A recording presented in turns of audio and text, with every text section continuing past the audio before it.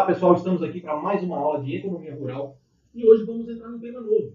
Vamos falar da teoria da firma, um tema que será dividido em duas aulas. Então hoje vamos falar a primeira parte sobre esse tema. Pessoal, o que é a teoria da firma? A teoria da firma, também chamada de teoria da empresa ou teoria da produção, é bem voltada à questão da gestão mesmo. O que o produtor rural deve decidir entre quantidades a serem produzidas, o que você vai produzir, as questões de custos, receitas, lucros, essa parte mais financeira e econômica de uma empresa rural. Portanto, os tópicos que abordaremos nessa aula serão os aspectos iniciais da teoria da firma, o significado de alguns principais termos utilizados, receita, custo e lucro, como se calcula o lucro com base na receita e no custo, e finalizaremos com produto total, produto médio e produto marginal. Vamos falar de alguns aspectos introdutórios iniciais. A gente sabe que um produtor rural precisa lidar com sua atividade como um empresário realmente. Ele está lidando com uma empresa rural. Então, ele conhecer as atividades administrativas e operacionais e alguns conceitos é primordial para que ele aprimore a gestão dessas verdadeiras empresas rurais. E essa gestão da empresa rural pode ser impactada por uma série de fatores internos e externos também. Vocês se lembram, no início da disciplina, na segunda aula, falamos sobre as questões fundamentais da economia. O que produzir, quanto produzir, como produzir e para quem produzir. Pois bem, o empresário rural também precisa tomar esse tipo de decisão. O que vai produzir, quanto, como produzir, a metodologia, para quem produzir. Para isso, ele precisa alinhar os objetivos da sua empresa, aonde a empresa quer chegar, aos recursos, que são, para ele, os fatores de produção, terra, capital e trabalho, os que ele encontra disponíveis. E esses recursos produtivos que compõem uma empresa rural, terra, capital e trabalho, eles podem ser combinados, podem ser distribuídos para serem utilizados de forma a atingir o objetivo da empresa rural.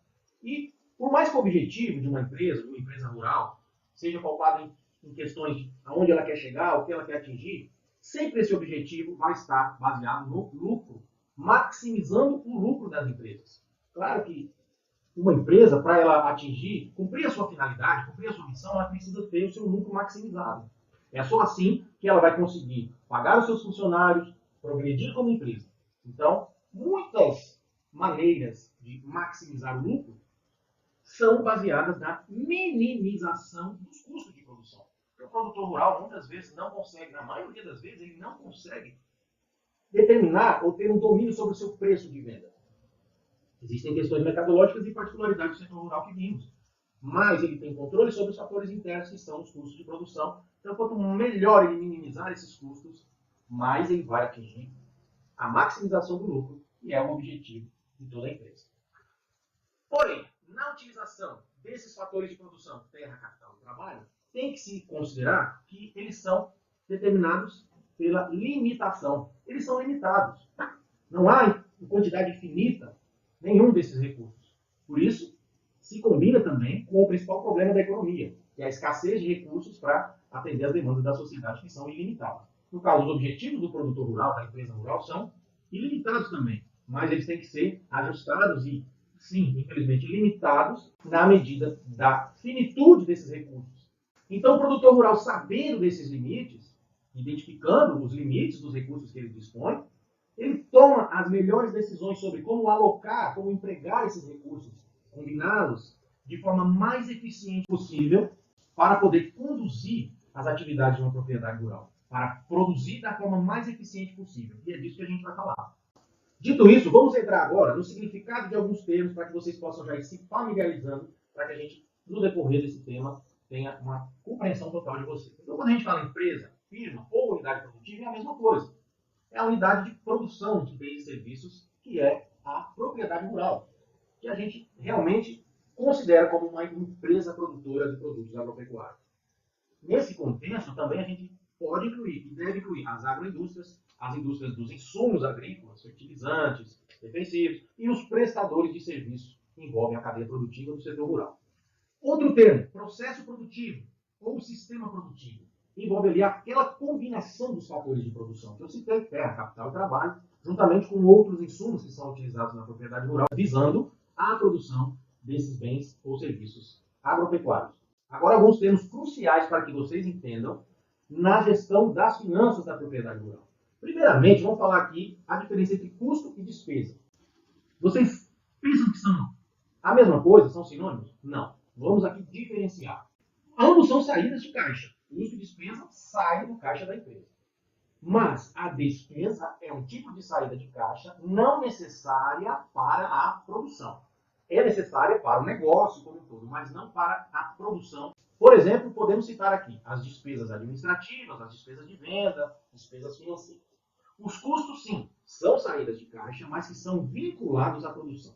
São necessários para a atividade específica do processo produtivo.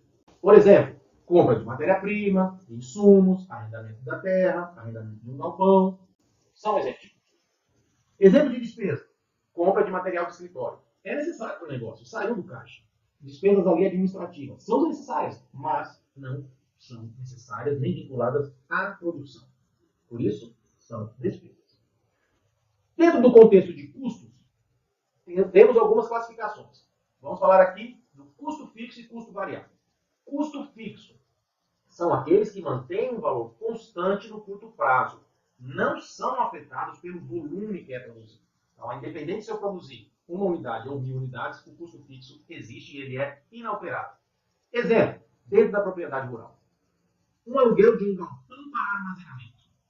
Ao contrato de aluguel, o produtor não pode chegar para o proprietário do imóvel e dizer assim, olha, esse mês eu produzi pouquíssimas unidades, pouquíssimas sacas, então eu não vou te pagar o aluguel. Não tem como fazer isso. Portanto, aquele aluguel é um custo fixo. Tanto o produtor tendo uma produção elevadíssima, como ele tendo uma produção pequena ou nula, o aluguel vai ter que ser pago. Por isso, ele é um custo fixo. Por exemplo, também o ITR, né, o Imposto da Propriedade Rural. Ele é pago independente se o produtor está produzindo ou não. Agora, os custos variáveis, que temos aí a sigla CV. Esses, sim, flutuam conforme o nível de produção da empresa rural. Então, por exemplo, se o produtor decide ampliar a área de cultivo de milho, ele vai ter que adquirir mais fertilizantes, mais sementes, por exemplo, vai ter que pagar mais mão de obra. Então, esses tipos de gastos são considerados custos variáveis. Quanto mais eu produzo, mais eles se elevam também, porque eles acompanham o nível de produção. Outro termo, custo total, sigla CT. O custo total é quando eu determino um lote ali de produção e somo todos os custos variáveis que foram empregados ali e todos os custos fixos envolvidos naquela produção. Somando custo variável total e custo fixo total, eu tenho o CT, custo total daquela unidade de produção. Por exemplo, um laticínio produz 50 queijos e tem um custo total de R$ 1.000, somando ali aluguel, de imóvel, todas as matérias-primas da produção do queijo, mão de obra, etc. Tá? Custo marginal. Toda vez que eu acrescento uma unidade no meu volume de produção, o custo marginal é aquele pequeno custo que se altera no custo total. Por exemplo, falei que para produzir 50 queijos, o custo total é de R$ 1.000. Se eu adicionar um queijo a mais, 51 queijos, o meu custo total aumentou para R$ 1.020. Então, essa diferencinha de R$ 20 é o custo marginal para cada unidade adicional de queijo produzida. O custo marginal é aquele pedacinho que aumenta na medida que eu acrescento mais uma unidade produzida. Vamos falar agora de receita, custo e lucro. Vamos lá, o que é receita? No caso, representada pela sigla RT, Receita Total. A receita total é um valor recebido pelo produtor que é gerado pela venda dos seus produtos agropecuários, os quais ele produz na propriedade rural. Ou seja, são a natureza do seu negócio, durante um tempo específico. Então, vamos supor que o produtor tem ali vendas mensais. Mensalmente, fechando o mês, ele soma todo o valor recebido pelas vendas, de forma bruta, né, recebido pelas vendas, aquilo se chama receita total. Importante, não são todas as entradas de dinheiro do caixa que são classificadas como receita. Apenas os produtos da natureza operacional ali daquela empresa. Por exemplo, um produtor rural que produz milho e soja, ele vendeu um trator que já estava usado, que ele já não queria mais. Aquele dinheiro do trator, obviamente, entrou no seu caixa, mas não é receita nesse caso. São outros tipos de entrada, porque o produtor não é um vendedor de trator. Ele é um vendedor de grãos. Aquele trator foi uma desmobilização. O valor que estava imobilizado no patrimônio da empresa e que ele desmobilizou, que ele vendeu. Então, receita é apenas a venda dos produtos produzidos na atividade agropecuária.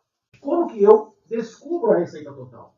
Receita total eu descubro com a quantidade vendida, o total de itens vendidos, vezes o preço unitário daquele item vendido. O Q, então, é a quantidade de produto agropecuário vendido, e o P, que é o preço desses produtos agropecuários. Multiplicando isso aqui, eu tenho a receita. E como que eu encontro, então, o lucro, que é o principal objetivo de qualquer empresa rural? Maximizar esse lucro. Receita total menos os custos totais. Quando eu pego todo o faturamento bruto da empresa, ou seja, tudo que ela recebeu por suas vendas, subtraio todos os custos totais envolvidos naquela produção, naquela quantidade de produtos que foram vendidos, quanto que eles custaram para serem produzidos. Então, eu subtraio receita total menos custo total, eu tenho o lucro total daquele período.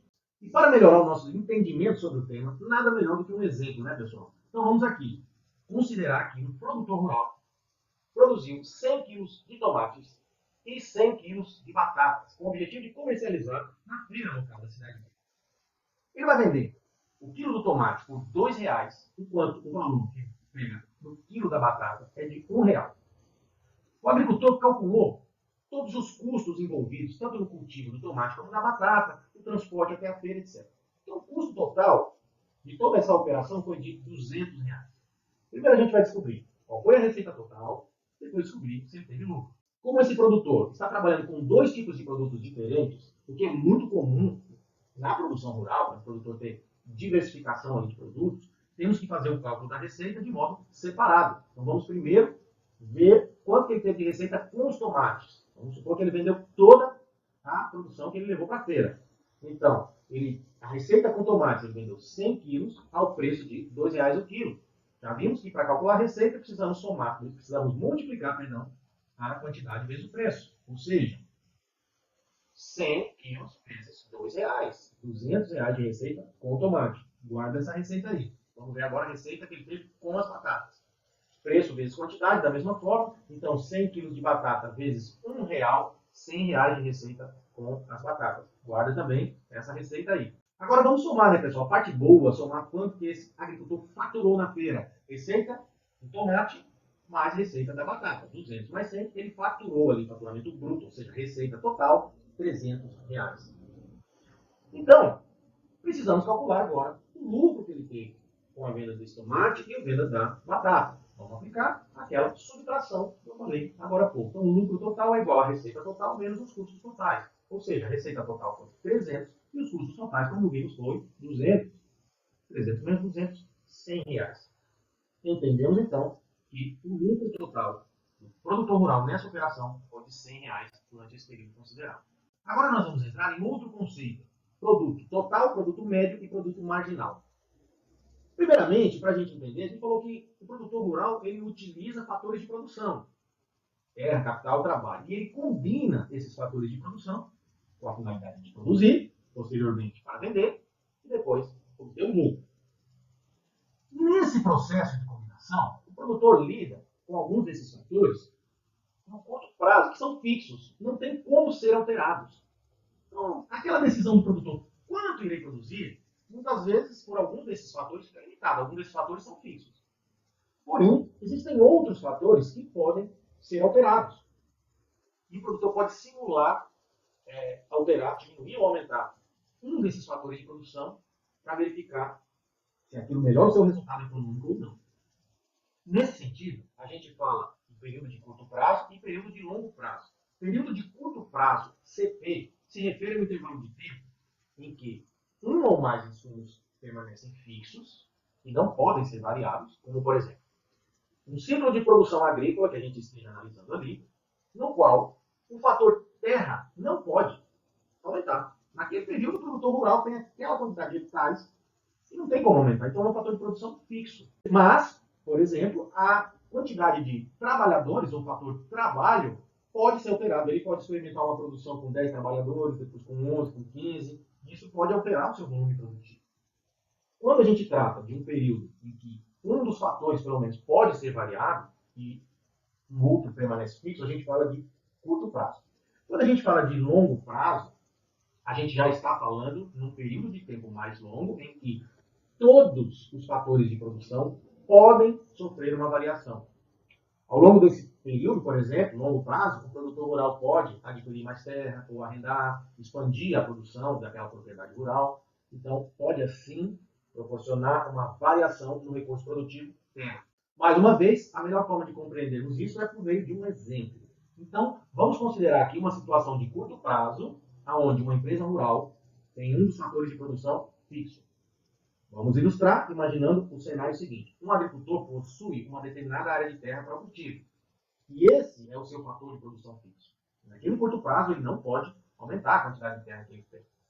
Porém, o fator trabalho, o número de trabalhadores, sim, esses podem ser alterados. Ele pode adicionar gradualmente um trabalhador extra ali na produção. Um a um, ele vai aumentando o número de trabalhadores na sua equipe de produção. A gente vai ver numa tabela a seguir os resultados possíveis dessas combinações de possibilidades de uso dos fatores de produção. Então vamos lá, pessoal. Essa tabela aqui representa um experimento com informações sobre a utilização do fator trabalho em uma propriedade rural. O fator terra consideramos que é fixo e o fator trabalho pode ser variável, então a gente colocou aí gradualmente, um a um, mais trabalhadores na produção para ver o resultado que iria dar. Então vamos lá. O que a gente tem nessa tabela aqui? Primeiro, o número de trabalhadores, que começa no zero e vai aumentando gradualmente. A produção total, que vai aumentando conforme o número de trabalhadores. O produto marginal do fator de trabalho, que, como o custo marginal, é aquela quantidadezinha que aumenta na medida que eu acrescento um trabalhador. Então, só aquela quantidade que aumenta, a gente chama de produto marginal. E aqui o produto médio do fator trabalhador, ou seja, quanto, em média, cada trabalhador está produzindo em variadas situações. Então vamos lá, com 0 trabalhadores, tenho 0 produção, obviamente, e não tenho nada aqui. A acrescentar um trabalhador, eu tenho uma produção total de 10 unidades. Então, acrescentei 10 unidades no produto marginal, porque eu não tinha nada, né? E a média aí por trabalhador, como eu só tenho um e produz 10, a média é 10 por trabalhador. Acrescentei mais um trabalhador, agora eu tenho 2 trabalhadores. A produção total foi para 22. Ou seja, o produto marginal do fator trabalho agora é 12. Aumentou 12. Eu tinha 10, foi para 22, aumentou 12. E, em média, cada trabalhador está produzindo 11 unidades. Agora, 3 trabalhadores. Olha, minha produção total com 3 trabalhadores foi para 36. Com 3 trabalhadores, o produto marginal, ou seja, o que aumentou, foi 14. Eu saí de 22 para 36 unidades. Nessa situação aqui de 3 trabalhadores, em média, cada trabalhador está produzindo 12 unidades. Vocês estão reparando que a situação está melhorando, né, para o produtor à medida que ele acrescenta trabalhadores nessa mesma área de terra. Vamos ver agora com 4 trabalhadores o que acontece. Com 4 trabalhadores, a produção foi para 52 unidades, aumentou 16 unidades aí, né, no produto marginal, então foi o acréscimo de 16 unidades, de 36 para 52, e cada trabalhador está produzindo em média 13 unidades. Ainda está melhorando a situação. E aí fica a questão.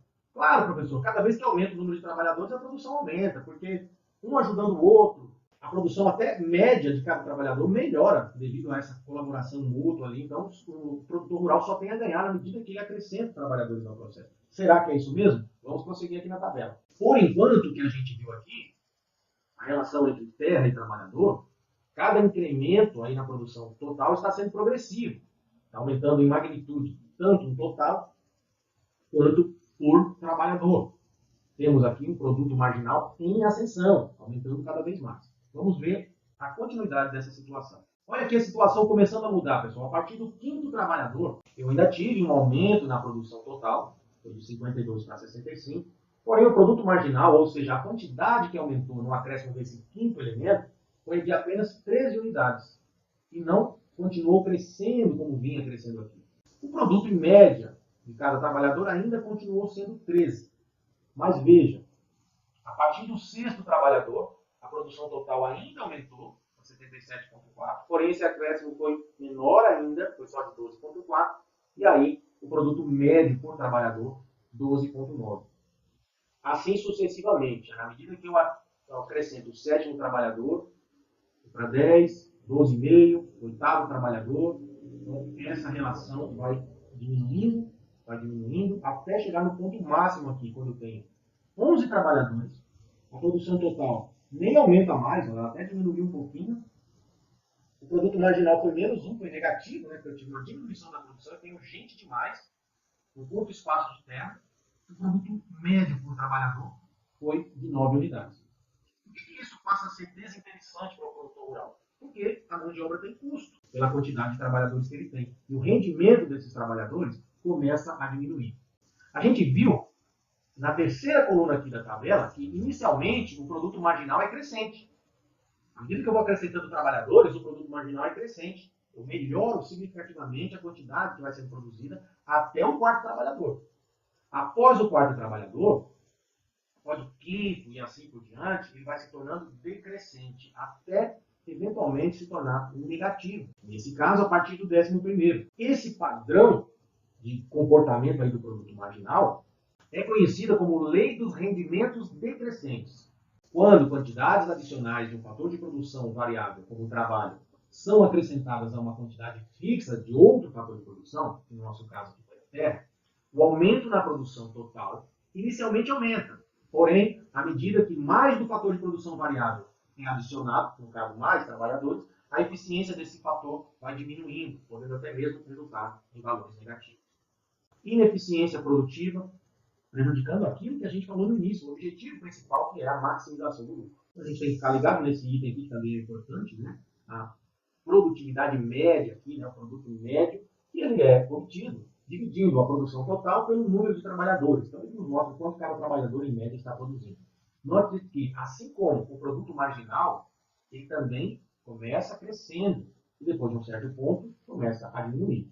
Importante notar que aqui nunca será negativo, porque sempre alguma coisa vai estar sendo produzida. Mesmo que tenham mais trabalhadores que o normal, sempre vão estar produzindo alguma coisa. Não tem como produzir menos 100 kg de batata, por exemplo, numa área. Portanto, sempre vai ter alguma coisa aqui, mas o rendimento por trabalhador vai caindo. E por aqui finalizamos nossa aula de hoje. Na aula seguinte tem mais a segunda parte aí da teoria da firma. Espero que tenham gostado, que tenham compreendido esses conceitos. São muito úteis para facilitar a gestão de uma empresa rural. E estou à disposição de vocês. Um abraço e até a próxima aula.